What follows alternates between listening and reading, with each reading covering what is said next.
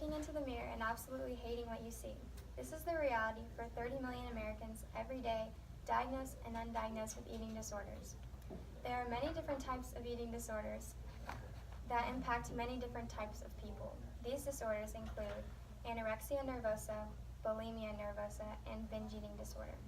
Causes range from insecurity, genetics, high-pressure sports, or even strenuous efforts to lose weight, according to eatingdisorderhope.com. Some sports or hobbies in which these disorders are common are ballet, modeling, gymnastics, long-distance running, and trauma in childhood, all according to eatingdisorderhope.com.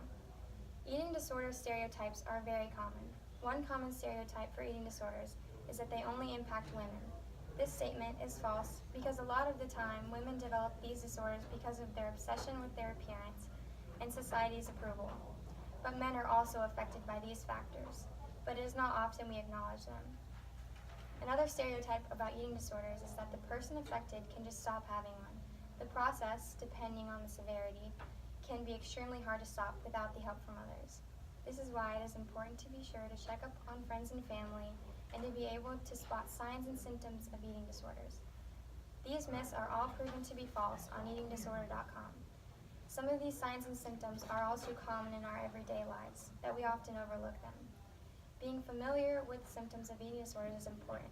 Common stereotypes, according to the National Institute of Mental Health, include extremely restricted eating, extreme thinness, chronically inflamed and sore throat, eating unusually large amounts of food in a specific amount of time, or even possibly eating alone or in secret to avoid embarrassment. There are many symptoms that define an eating disorder, but those are the main ones. Being able to possibly spot someone with an eating disorder and talking to them can make a huge difference in their life. These symptoms could be potentially deadly to a person's body, especially for children. It is even possible for eating disorders to not be visible from the outside. Treatments and recovery for eating disorders vary, but some treatments, for example, are medical care, medicine, therapy, and nutrition plans.